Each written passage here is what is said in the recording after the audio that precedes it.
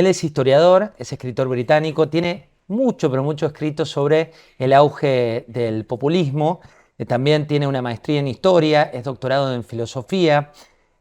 A su vez tiene el rótulo de eminencia, esto por Fellow of the Royal Society of Edinburgh, y es conocido por su estilo, provocador y accesible. Sostiene que si no fuera provocador, sería aburrido.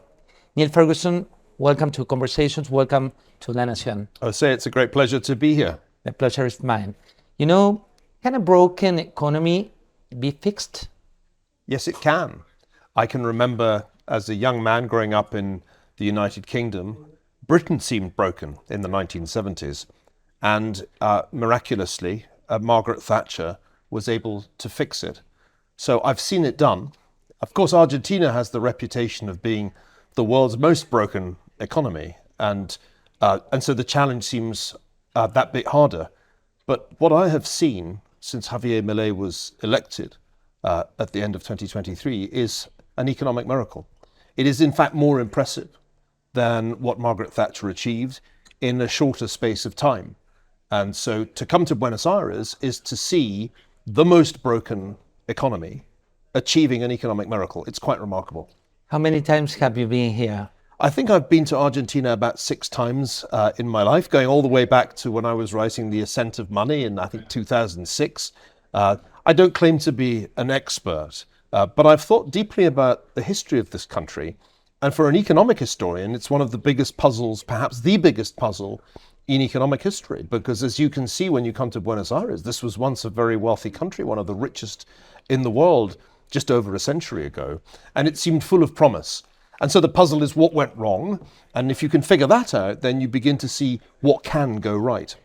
You recently wrote that President Milei proves it can. I mean that the economy can be fixed. What are your arguments? Well, I think if you look back to where the economy was when he was elected, it was on the brink of hyperinflation, which is one of the worst things that can happen to an economy. The economy was shrinking, its performance relative to its peers in South America had been miserable, and it had a track record of financial crisis going back throughout my life, with only occasional periods of ephemeral prosperity. So one has to remember that the starting point was a very dangerous one, with a currency on the brink of complete collapse. And the most important thing that President Milei has done is to understand that fiscal credibility had to be re-established, and he did something astonishing, which was to reduce the fiscal deficit from something like 5% of GDP to 0. He balanced the budget. In 1 year. And he did it in his first year. Yes. You know, that took Margaret Thatcher 10 years to do the same thing in the United Kingdom in the 1980s. There was also a huge monetary overhang that had to be dealt with. One hears less about that. Plus, you had this extraordinary tangle of regulation that was strangling the economy, dating back through years, decades of Peronist policies. So what we saw in 2024 was what the economist Tom Sargent, who won the Nobel Prize just a few years ago, called a regime change. He changed not just the fiscal policy, not just the monetary policy, he changed almost every aspect of economic policy. And most people, most established economists said this will cause a catastrophic contraction. There will be an enormous shrinkage in the economy and high unemployment. No, this didn't happen. On the contrary, the economy in fact grew. If one goes from the beginning of his presidency to the first 12 months, it actually didn't shrink, it grew. So that's what's miraculous about this. And I think it shows a very important thing about President Milei, which I understand better today having met him. He has a very deep understanding of economics. He's extremely widely read, and he's arrived at a radical position of libertarianism. I think he, more than anybody who has ever occupied a presidency anywhere in the world, is committed to the idea of the free market and the minimal state, the smallest possible state. And because of that deep conviction, he's taken risks that previous reforming presidents just weren't able to take. Most people advised previous presidents, you can't possibly reduce the fiscal deficit by 5 percentage points in a year, don't even think about it. Because he has the courage of his convictions, President Milei has done something that almost everybody said was impossible. And I think Argentine people, especially young Argentines, see this radical man who has the courage of his convictions, who's not afraid, campaigning against the established vested interests, what he calls la casta, who have been the beneficiaries of Peronism, while ordinary people have been the losers. And I think what's remarkable is not just the economic success. In a way, that's inherent in the theory of classical economics. If you move to a free market, things will go better. What's really impressive is the political success. Because in almost every case that I can find, when a government has tried to do something this radical, you could call it shock therapy, the result is usually deep unpopularity very quickly, and usually the end of the government. So he's achieved something which is also politically miraculous. He's done incredibly radical things, and he's remained popular. And do you see any warning signs in the horizon? Well, I think he sees, and so do his advisors see, that there are still political opponents. There's still forces, including within the National Assembly, within the Congress, that would like to weaken the fiscal constraint. And so he's well aware of the political challenges that still lie ahead. And there are technical issues involving the exchange rate that are obviously a matter for some concern. But when you compare these challenges with what's already been achieved, I think the prospects are bright. It's not as if the opposition, Peronists, have a good story to tell. It's not as if they can campaign on let's get back to 200% inflation because this is terrible. Let's go back to negative growth because growth is bad. So I think even allowing for these problems, the opportunity is absolutely huge because Argentina, if it carries on this path, can start to achieve the kind of sustained growth that it hasn't seen in a century. And why do you think politics is always a different story? Why do you think they are always different? Well, Milton Friedman famously said that inflation is always and everywhere a monetary phenomenon. And I've spent my career arguing that that is true as far as it goes, but behind the monetary mistakes, there usually lies a political consensus in favor of inflationary policies. Now, it's easy to find people who support increased public spending. There nearly always are people who want there to be more public spending. And it's easy to find people who don't want to pay taxes. There are always people who don't want to pay taxes. So the politics of inflation are really the key here. What President Milei has been able to do is to create a coalition of support for low and stable prices, a coalition support for a balanced budget, a coalition of support for free market solutions. And that is the key here.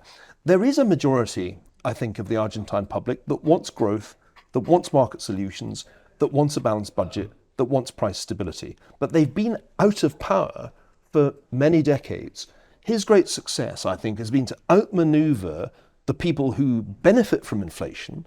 And that includes not only the political opposition, but also the trade unions, other elements of civil society that have been the beneficiaries of the old regime, and also those businesses that have benefited from the various barriers to competition that have arisen over the decades of Peronist rule. So I think the beauty of what he's achieving is that a new political consensus is emerging in Argentina with the support of young people.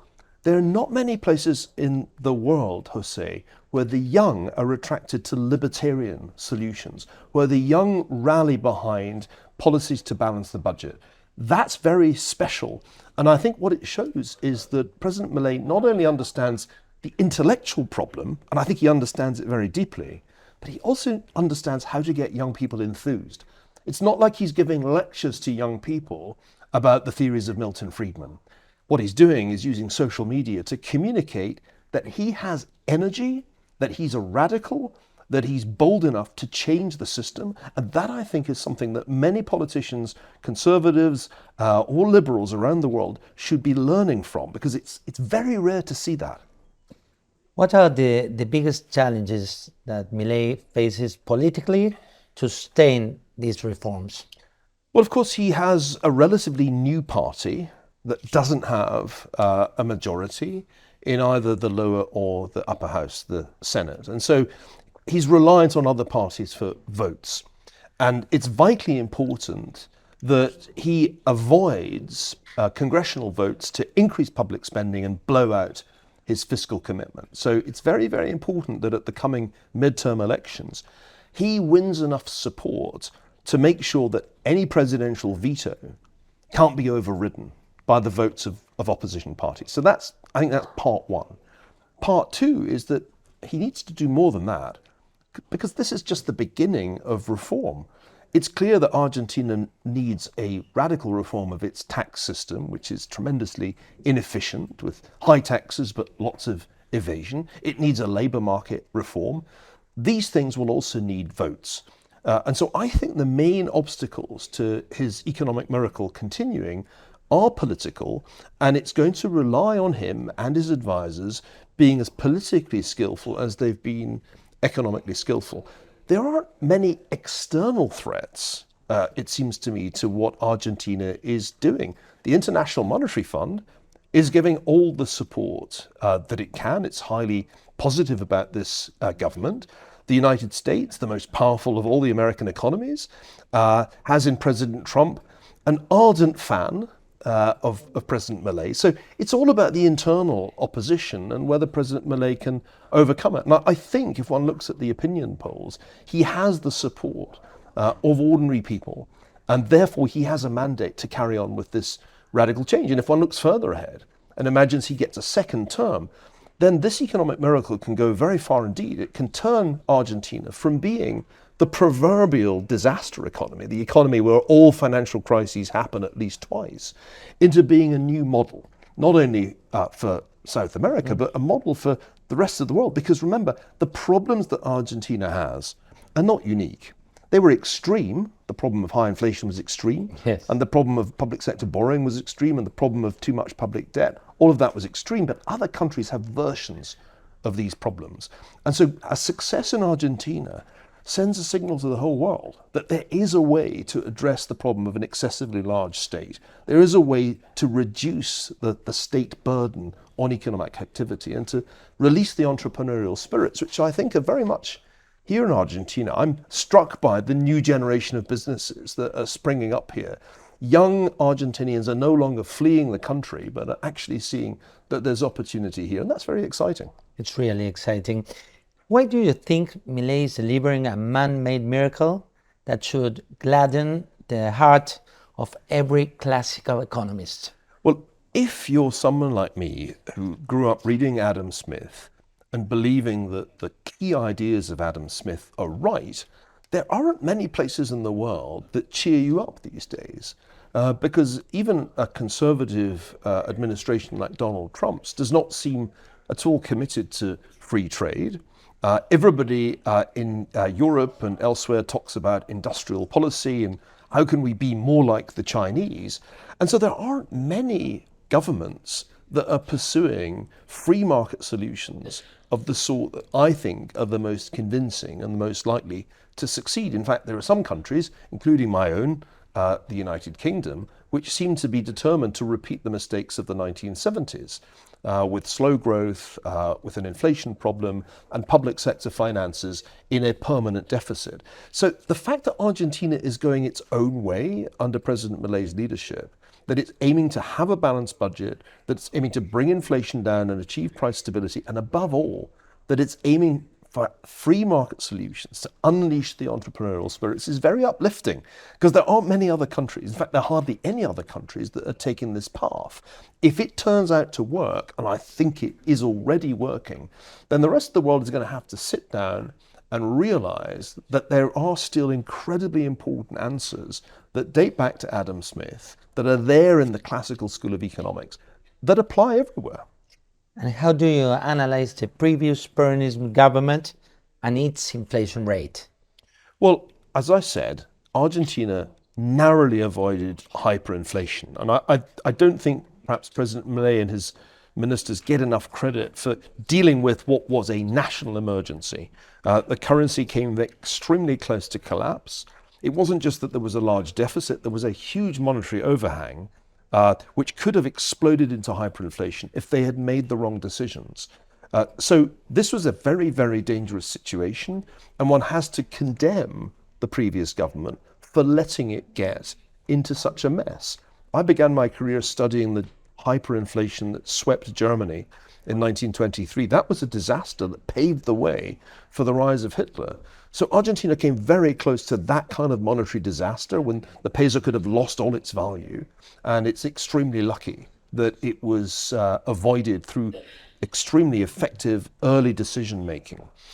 If one looks back on the record of the Kirchner era, it seems to me that it's an indictment of the notion at the heart of Peronism that the government really should be responsible for the economy, that it should pick winners, that it should have favourites, that there should be access between business and government in ways that all too often descend into corruption. That has been really a chronic problem for Argentina going all the way back to the origins of Peronism. So I think this is the moment when Argentina says, okay, that era is over.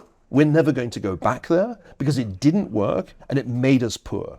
I mean, just look at the way the poverty rate has fallen since President Milei's policies began to take effect. Finally, we're seeing people getting out of poverty who seem doomed to be stuck in it by the old system. So I think this is, as I said, a real regime change that consigns Peronism and especially Kirchnerism to the dustbin of Argentine history. And can Milei succeed where Mauricio Macri failed? Well, I think Mauricio Macri had a lot of the right ideas, but was restrained and perhaps too cautious in the way he went about executing them, because he was advised, don't go too quickly, don't take big risks. And I understand why he took that advice. I think that was the consensus of the advice he received at the time. So what is extremely important about what Mauricio Macri did was that he showed gradualism can't work. And he showed that only a drastic and revolutionary approach, in 100 days, you do all the most dramatic reforms. That's the only way. And so maybe the reality is that you couldn't have had Milei without Macri. You couldn't really have got to the radical solution if you hadn't tried gradualism and seen it sadly fail politically. How was your meeting with President Milei and also with Pier Paolo Barbieri from Voilà, that's your partner from his company? Well, I sit on the board of Voilà. I was one of its co-founders. Pier Paolo Barbieri and I go way back to when he was a student at Harvard and I was his professor.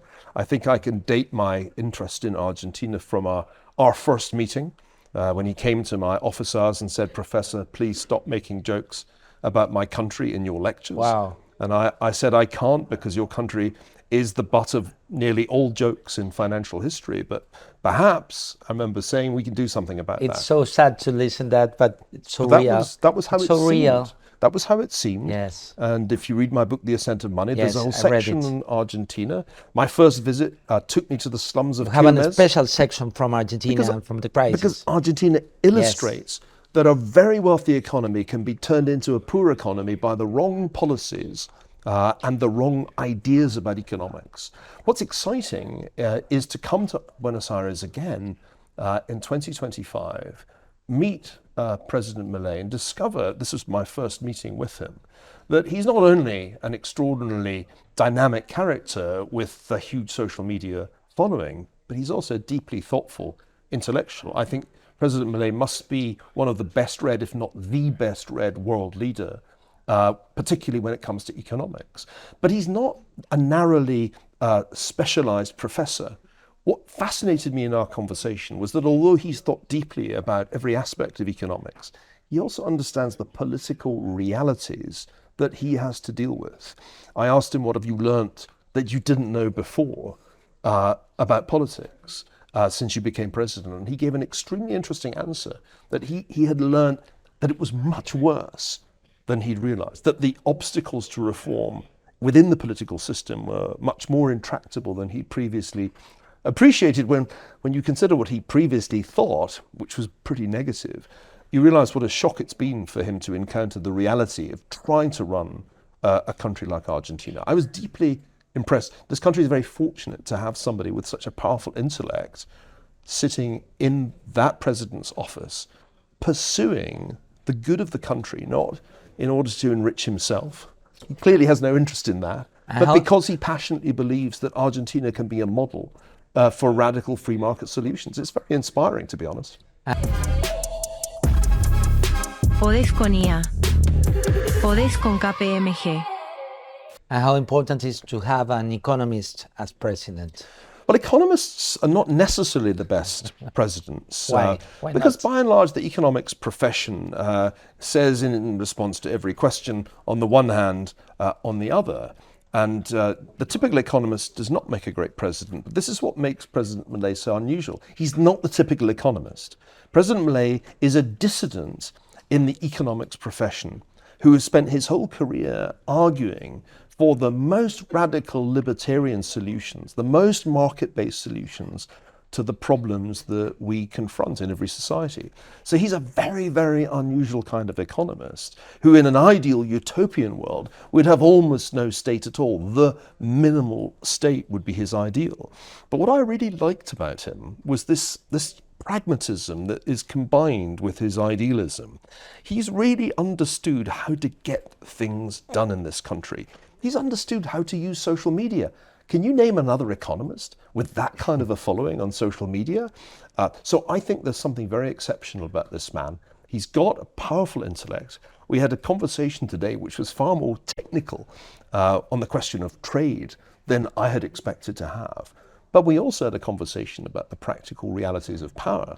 And when I asked him whether things that, for example, he disagreed with President Trump on when it came to trade, because they have very different views of trade. President Milei is not a believer in tariffs. He's a believer in free trade. He gave a brilliant answer, which was that you have to see trade policy in the context of geopolitics. And from that point of view, if one looks at the world today with the United States here, China there, Russia seeking to dominate Europe, then it can make sense for the United States to do what it's doing. So he's a remarkable man who's far more than an economist. He is also a strategic thinker with a very coherent argument about what Argentina's foreign policy should be. So I was very surprised and very pleasantly surprised by what I learned today. And what is your view of President Trump's administration? President Trump is a radically different figure. Perhaps all they have in common is a great ability to use social media. President Trump has a different set of problems. The United States thinks 9% is a high inflation rate. That was the peak of inflation under President Biden. American voters are preoccupied not only with the issue of illegal immigration, they're also preoccupied with the challenge that China has posed in hollowing out their manufacturing over the last 2 decades. So President Trump has a different set of challenges. And I think if one looks back to the events of November last year, when American voters had a choice between Kamala Harris and continuing the policies of the Biden administration or returning to the more radical policies, the populist policies of Donald Trump, American voters did the right thing. They made the right decision. That was the choice. And so far, I think one has to say that the pessimists who said that President Trump's tariff policies would cause a financial crisis or an economic crisis have been proved wrong. I mean, we're now in a situation where President Trump has imposed tariffs we haven't seen since the 1930s, and the stock market is up. So the economists who were on the other side of that debate currently seem to me to be losing. But you also wrote that you were wrong to call Donald Trump a would-be tyrant. I became extremely worried about where President Trump was going back at the time of January the 6th, 2021, when he challenged the result of the 2020 election. But what I know now is a lot different from what I knew then. And I think it's less and less plausible that President Trump was trying to overthrow that election, and more plausible that what happened in Washington that day was a kind of fiasco, as much due to bad policing as to any malign intent on President Trump's part.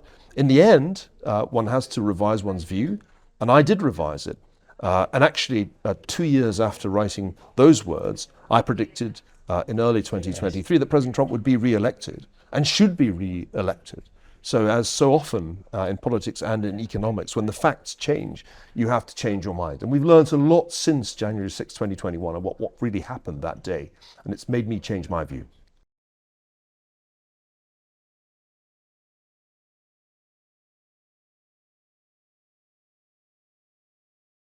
when the facts change, you have to change your mind. I love that phrase. When Elon Musk tried to imitate Milei earlier this year, his chainsaw was swiftly blunted by the forces of inertia. And what is your opinion on his role and relationship with Trump? Well, I'm a great admirer of Elon Musk. I've known him for many years. He's another brilliant mercurial figure, one of the standout personalities of our era. And one has to acknowledge that there really are no other entrepreneurs who come close to achieving what he has achieved. Just think of the incredible feat of building not only Tesla as the first really successful electric vehicle company, but think of Starlink, think of SpaceX. The achievements are just astounding, and the appetite for risk is second to none. He also played a key political role last year. I think it was vitally important for President Trump that Elon Musk came in unequivocally in support of him, signaling that the tech elite was willing to back President Trump. All of this was great. What Elon got wrong, and I think he would be the first to admit it, was to think that the federal government was no different from Twitter, and that he could apply the same approach to the federal government as he'd taken to Twitter, which was radically to reduce the workforce and make the federal government more efficient. That's harder than it looks. Because if you think Argentine bureaucracy is entrenched and difficult to manage, it's got nothing on the federal bureaucracy of the United States in Washington, D.C. So Elon borrowed a chainsaw from President Milei, but it turned out not to work as well as the chainsaw has worked in Buenos Aires. That doesn't mean the idea was wrong. There clearly is a need to make the federal government more efficient. It clearly costs far too much money. That's why the US is running a deficit greater than 6% of GDP every year, as far as the eye can see. That's a larger deficit than President Milei inherited from his predecessor. That's not sustainable. At some point, and I hope soon, President Trump is going to do something about that. So I think Elon had the right idea, but he underestimated those forces of inertia in Washington that were determined to reject him, a little bit like an organ in a transplant that the body rejects. And do you agree with President Milei that socialism is the root of all failures? I have been opposed to socialism all my adult life. All your life? Not least because I saw its effects in my native Scotland, which to a large extent was a socialist economy when I was growing up. Then when I traveled to Eastern Europe as a graduate student and saw the realities of life in the Soviet Union and East Germany, I realized that socialism, and especially communism, really were the causes not just of evil, cruelty, and the absence of liberty, but also of poverty. So he's right about that, and I've long agreed. Why do you consider the Argentine state as a beast? Well, it is a kind of beast in the sense that it's been parasitic on this economy with all of its natural resources, all of its potential, for the better part of a century, dragging it down. You travel around this city and you see magnificent buildings dating from the late 19th century and the earlier 20th century. And then you realize that it all stopped, that growth stopped, that Argentina didn't keep up with its peers, that it fell behind. And it ended up being, as we said earlier, the butt of jokes in lectures on financial history.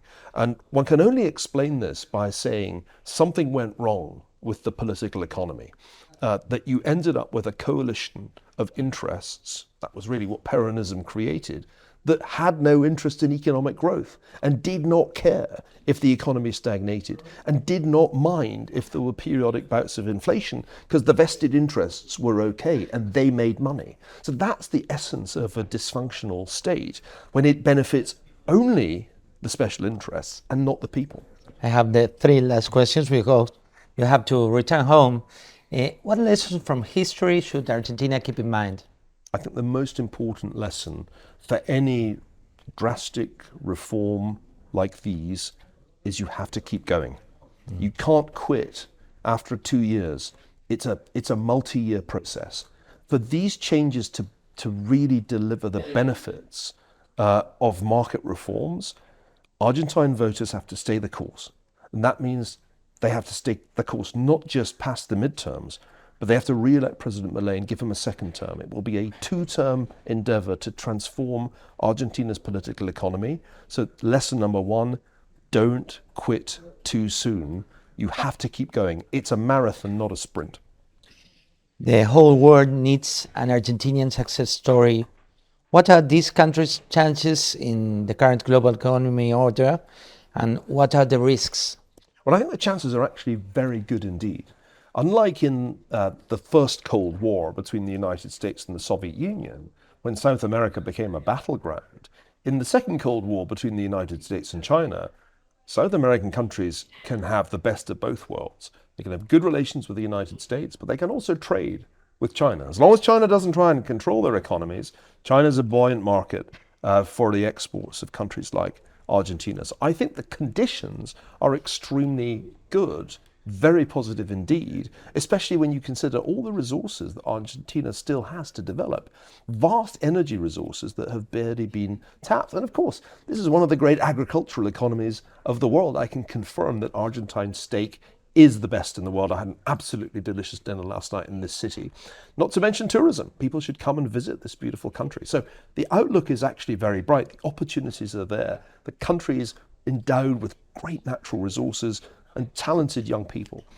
It just has to stay the course politically for all of this to produce a new era of prosperity, such as we haven't seen in over a century here. The last one, what's the importance of the past to predict the future? We don't have anything else to go on. Models, whether it's political science or economics, will generally get it wrong. When you're trying to understand where a country is going, the most important thing to know first is its history.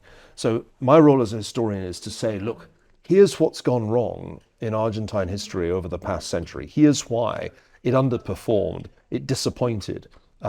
What do you need to change? These are the things you need to change. And above all, you need to change a political economy which extracted resources from the state for the benefit of La Casta, as President Milei says. You have to turn back to the market institutions that will deliver prosperity to everybody, including those who are at the bottom of the social heap, not only to the elites, but to ordinary people.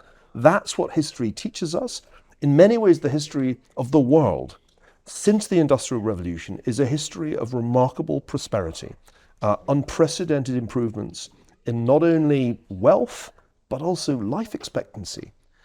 Argentina has underachieved relative to its peers, even relative to a neighbor like Chile, and therefore it's time to learn lessons from the last 100 years and stop repeating the mistakes that have produced a cycle of inflation and debt default and disappointment. I believe Argentina reached the point in 2023, and I said this as soon as President Milei appeared on the scene. The first time I heard of him, I said, this is the man, because Argentinian people have had enough of these failures. They've just reached the point that enough is enough. And so that's how economic miracles happen. When you get a consensus in favor of radical reform, and when even the young people say, you know what, things have to change, and they have to change fast, and they have to change radically. So this is a fantastic moment in the history of Argentina, one of the best moments in your lifetime or in mine, and we should all celebrate it, and the world should watch. The world has a lot to learn from what is happening here. It was a great pleasure to receive you here in Argentina, and I hope you have a safety return home. Thanks very much, Jose. It's lovely to be here. Thank Thanks. you.